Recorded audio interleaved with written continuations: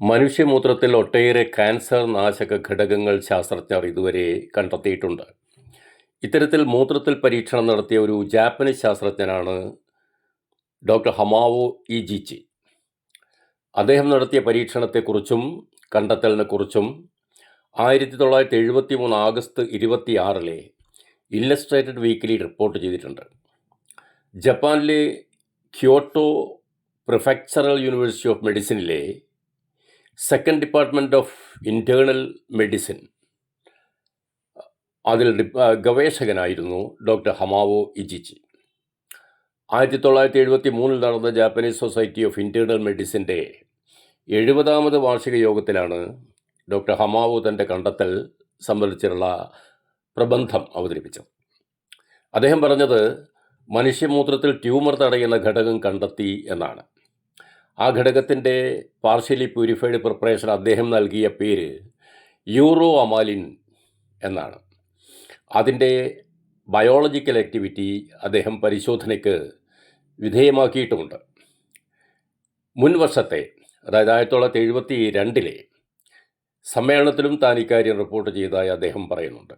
ഈ ഘടകത്തെ ഡോക്ടർ ഹമാവോയുടെ നേതൃത്വത്തിലുള്ള ഗവേഷക സംഘം എക്സ്ട്രാക്ട് ചെയ്തെടുക്കുകയുണ്ടായി. 2021 ഒരു റിവ്യൂവിൽ ഈ കാര്യങ്ങൾ സ്ഥിരീകരിച്ചിട്ടുണ്ട്. മനുഷ്യമൂത്രത്തിൽ കണ്ടെത്തിയ സബ്സ്റ്റൻസിന് ശേഷം അതിന് സമാനമായ സബ്സ്റ്റൻസ് മനുഷ്യൻ്റെ അവയവ കോശങ്ങളിലും ടിഷ്യൂവിലും ഉണ്ടാകാം എന്ന നിഗമനത്തിൽ മനുഷ്യൻ്റെ സ്പ്ലീൻ അഥവാ പ്ലീഹ അദ്ദേഹം പരിശോധനയ്ക്ക് വിധേയമാക്കുകയുണ്ടായി എന്ന് 1973 പ്രബന്ധത്തിൽ തന്നെ ഡോക്ടർ ഹമാവോ പറയുന്നുണ്ട്. ഇത്തരം ആൻറ്റി ട്യൂമർ ഫാക്ടേഴ്സ് മൂത്രത്തിൽ എത്തുന്നുമുണ്ട്.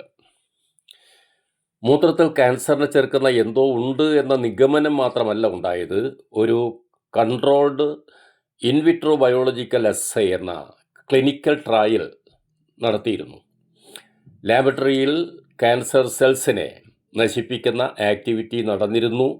അതായത് ക്യാൻസർ രോഗികളിൽ അത് മരുന്നായി പ്രവർത്തിക്കുമെന്ന് തെളിഞ്ഞിരുന്നു എന്നർത്ഥം. മൂത്രത്തിൽ ഈ ആൻറ്റി ട്യൂമർ സബ്സ്റ്റൻസ് ഉണ്ടെങ്കിൽ അത് ശരീരത്തിൽ നിർമ്മിക്കപ്പെടുകയും പിന്നീട് യൂറിൻ വഴി പുറത്തു പോവുകയും ചെയ്യുന്ന എൻഡോജനസ് സബ്സ്റ്റൻസ് ആയിരിക്കാം എന്ന നിഗമനത്തിലാണ് ഡോക്ടർ ഹമാവോ മനുഷ്യ അവയവങ്ങളിൽ, പ്രത്യേകിച്ച് സ്പ്ലീനിൽ, പ്ലീഹയിൽ പരീക്ഷണം നടത്തിയത്. 1973 റിപ്പോർട്ടിൻ്റെ തലക്കെട്ട് തന്നെ ഇങ്ങനെയായിരുന്നു: study of tumour cell damaging substance existing in the spleen.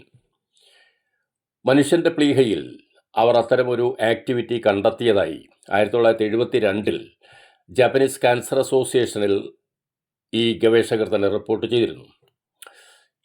എന്നാൽ യൂറോ അമാലിൻ ഒരു ക്യാൻസർ ഡ്രഗ് ആക്കിയതായി കാണുന്നില്ല.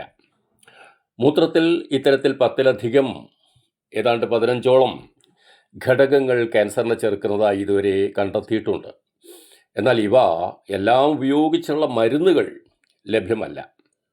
ഇവയിൽ ചില ഘടകങ്ങൾ എക്സ്ട്രാക്ട് ചെയ്തെടുത്ത് അതിൽ നിന്നും ഡ്രഗ് ഉൽപ്പാദിപ്പിക്കുന്നുണ്ട്. പക്ഷേ മൂത്രത്തിൽ ഇത്തരത്തിൽ വിവിധ തരം ക്യാൻസർ നാശക ഘടകങ്ങൾ ഉണ്ട് എന്ന ശാസ്ത്രീയമായ അറിവാണ് പ്രധാനം. എന്നാൽ മൂത്രം നേരിട്ട് മരുന്നായി ഉപയോഗിച്ചാൽ രോഗം മാറും എന്ന് സ്ഥിരീകരിക്കുന്ന തെളിവുകളൊന്നും തന്നെ ഇല്ല. എങ്കിലും ഈ അറിവിൻ്റെ പിൻബലത്തിൽ യൂറിൻ ചികിത്സാ രൂപത്തിൽ ഉപയോഗിച്ചപ്പോൾ വിവിധ തരം ക്യാൻസറുകൾ മാറുന്നതായി ധാരാളം അനുഭവങ്ങൾ കാണുന്നു. ഈ അനുഭവത്തിന് മേൽപ്പറഞ്ഞ ശാസ്ത്രീയ പരീക്ഷണങ്ങളിലൂടെ കണ്ടെത്തിയ മൂത്രഘടകങ്ങൾ കാരണമാകാം എന്നേ നമുക്ക് പറയാൻ കഴിയൂ.